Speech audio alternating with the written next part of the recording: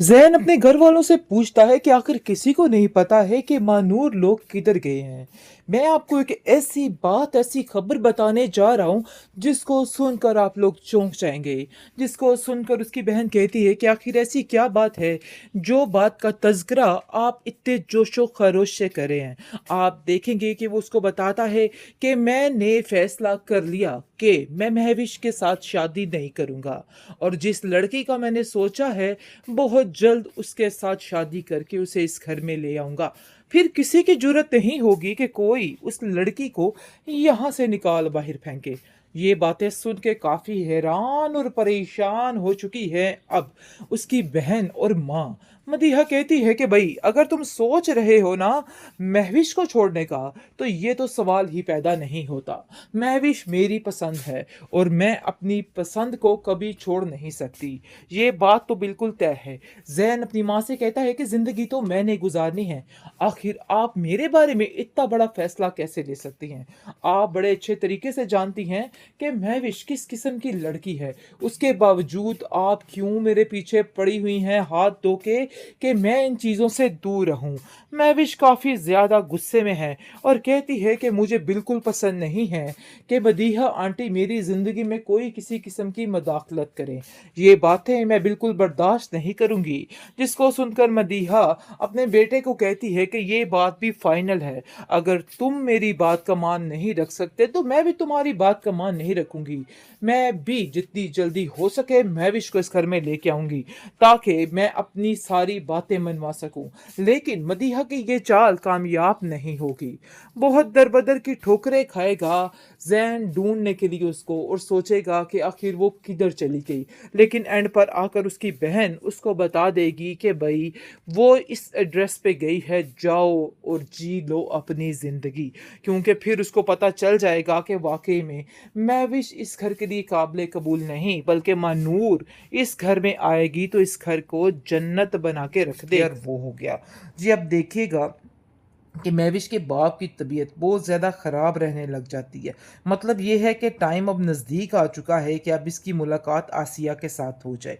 वो महविश को कहता है कि महविश पता नहीं क्यों मुझे ऐसा लगता है कि मेरी तबीयत अब कुछ ठीक नहीं रहती, हर वक्त बिगड़ी बिगड़ी सी रहती है। जिस पर महविश कहती है कि आपको जो औरत चिपक चुकी है ना, इसके बाद आपकी हालत यही होने वाली है, इसलिए मैं इन सब चीज़ों में आपका कुछ नहीं कर सकती। मतलब ये है कि जो आपकी बीवी है ना उसने ही आपका ये हाल किया है।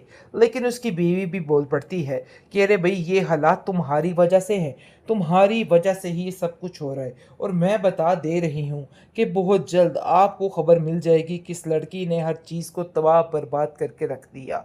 आप देखेंगे कि जैन काफ़ी ज़्यादा गुस्से में है और कहता है कि आपने इतनी भी तौफीक नहीं की है कि आप उसके घर का ड्रेस ही ले लें।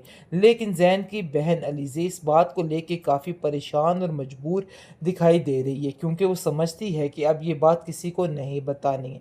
लेकिन जैसे ही जैन ये बात खोलेगा कि वो महविश से नहीं बल्कि मानूर से शादी करना चाहता है, तो इस चीज़ में राज़ी उसकी बहन हो जाएगी, क्योंकि वो भी जानती है कि मानूर कितनी अच्छी लड़की है और महविश इस घर की तबाही के अलावा और कुछ भी नहीं कर सकती है। क्योंकि महविश अपनी आई पे आ चुकी है और कहती है कि बस जो भी हो, मैं शादी के बाद इन लोगों को ऐसा नाच नचाऊंगी कि ये लोग याद रखेंगे। एक दफ़ा वैसे शादी हो जानी चाहिए थी ताकि ये मदीहा की अकल भी ठिकाने आ जाती, क्योंकि इसकी अकल को ठिकाने लाना भी बहुत ज़्यादा ज़रूरी था, जो हर वक्त महविश के गुण ही गाती रहती है। जैन की माँ को रत्ती भर इस बात का फर्क नहीं पड़ा है कि वो दोनों बेचारी मासूम औरतें उस घर से जा चुकी हैं। जैन बार बार कहता है कि आपको ये हरकतें जेब नहीं देती। जो कुछ आपने किया है ना, इस चीज़ के लिए मैं आपको कभी माफ़ नहीं कर सकता। कैसे आप उन दोनों को यूं लावारिस छोड़ सकते हैं? मुझे तो इस चीज़ की समझ नहीं आ रही। आखिर उन बेचारी औरतों ने आपका बिगाड़ा ही क्या था? क्यों आपने उनके साथ इतना गहरा बदला लिया? इसके बदले आपको क्या मिलेगा कि आप जान सकती हैं, सारी ज़िंदगी के लिए बद्दुआएं और कुछ नहीं। आप देखेंगे कि वो कहती है कि तुम सिर्फ़ और सिर्फ़ जिस बात पर फोकस करो ना वो यही है कि तुम्हारी कुछ देर तक शादी है। बस यही बात अपने दिमाग में रखो, इसके अलावा और कुछ नहीं। क्योंकि मज़ीद अब कोई किसी किस्म की बात मैं बर्दाश्त नहीं करूँगी। ये बात तो बिल्कुल तय और फ़ाइनल है कि तुम्हें अब जो मैं कहूँगी ना, बस तुम्हें वही करना है। जिस पर वो साफ-साफ इनकार कर देता है और कहता है कि नहीं, ऐसा नहीं हो सकता है।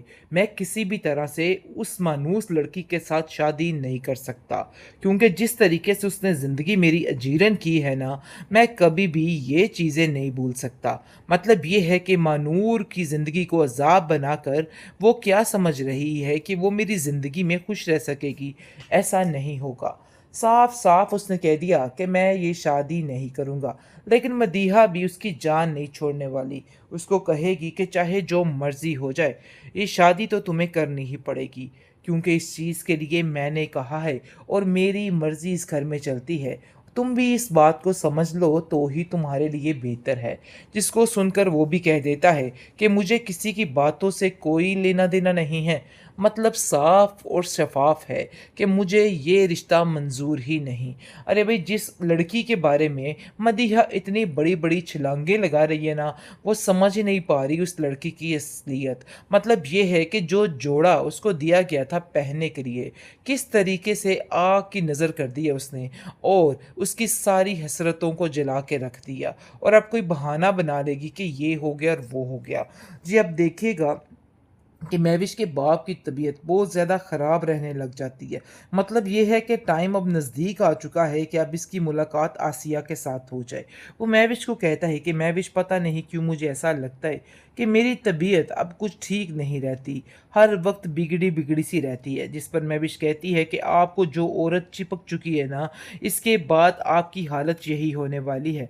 इसलिए मैं इन सब चीज़ों में आपका कुछ नहीं कर सकती। मतलब ये है कि जो आपकी बीवी है ना, उसने ही आपका ये हाल किया है।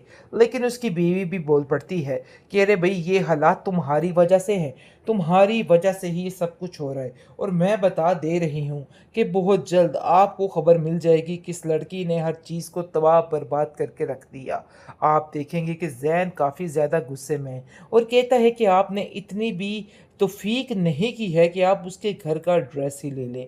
लेकिन ज़ैन की बहन अलीज़ा इस बात को लेके काफ़ी परेशान और मजबूर दिखाई दे रही है, क्योंकि वो समझती है कि अब ये बात किसी को नहीं बतानी है। लेकिन जैसे ही ज़ैन ये बात खोलेगा कि वो महवी से नहीं बल्कि मानूर से शादी करना चाहता है, तो इस चीज़ में राज़ी उसकी बहन हो जाएगी, क्योंकि वो भी जानती है कि मानूर कितनी अच्छी लड़की है और महविश इस घर की तबाही के अलावा और कुछ भी नहीं कर सकती है, क्योंकि महविश अपनी आई पे आ चुकी है और कहती है कि बस जो भी हो, मैं शादी के बाद इन लोगों को ऐसा नाच नचाऊंगी कि ये लोग याद रखेंगे। एक दफ़ा वैसे शादी हो जानी चाहिए थी, ताकि ये मदीहा की अक्ल भी ठिकाने आ जाती, क्योंकि इसकी अक्ल को ठिकाने लाना भी बहुत ज़्यादा ज़रूरी था, जो हर वक्त महविश के गुण ही गाती रहती है।